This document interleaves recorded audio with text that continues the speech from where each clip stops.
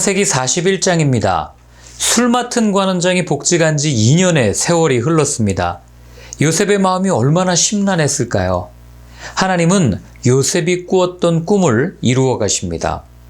바로 왕이 소와 이삭에 관한 꿈을 꿉니다. 왕 스스로도 이해할 수 없었을 뿐더러 애굽의 점성술사, 현인 등 당대에 유능하다고 소문난 사람들도 해석하지 못합니다. 그때 술 맡은 관원장이 요셉을 기억합니다. 바로가 요셉을 부르고 요셉은 꿈을 해석합니다. 그것은 7해 풍년과 흉년에 관한 것이었죠.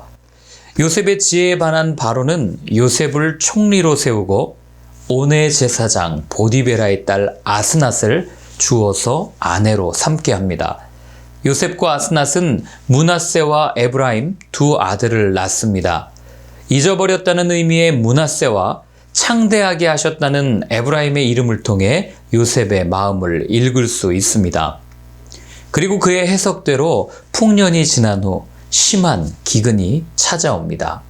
마가복음 11장입니다. 많은 인파 속에 예루살렘에 입성하신 예수님. 머지않아 자신을 환영해 주던 많은 사람이 배신할 것을 아신 예수님의 마음이 얼마나 씁쓸했을까요? 다음날 배가 고프셨던 예수님은 무화과 열매를 따서 먹으려 하지만 아직 때가 되어 열매를 맺지 못한 그 무화과 나무를 보고 저주하십니다. 어떤 이유에서였을까요? 이는 상징입니다. 열매 없이 잎만 무성한 무화과 나무는 예루살렘 성전을 의미해요. 생명의 열매를 맺어야 할 성전이 생명 열매는 없이 웅장한 건물, 화려한 예배 등 비본질적인 것으로 가득했던 그 모습을 말씀하신 거예요.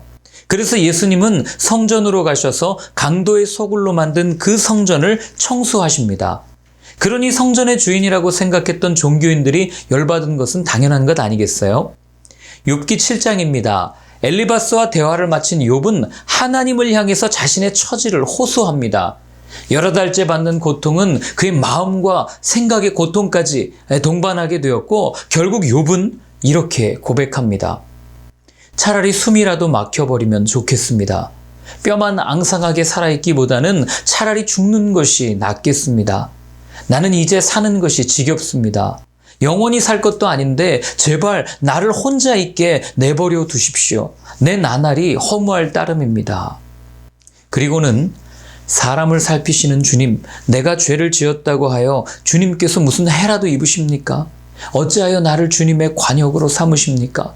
어찌하여 나를 주님의 짐으로 생각하십니까? 이렇게 고백하며 하나님께서 호의를 베풀어 주길 간구합니다. 로마서 11장입니다. 그렇다면 이스라엘은 버림을 받은 겁니까? 아니다.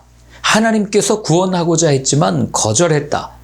그래서 복음이 이방인에게 흘러간 것이고 이방인의 충만한 수가 들어오기까지 허락된 것이라고 바울은 말합니다. 이어 우쭐해하고 있을 이방인들에게 하나님께서 원가지인 유대인들도 아끼지 않으셨는데 접붙임된 가지인 이방인은 어떻겠냐고 말하며 높은 마음을 품지 말고 도리어 두려워하라고 권면합니다.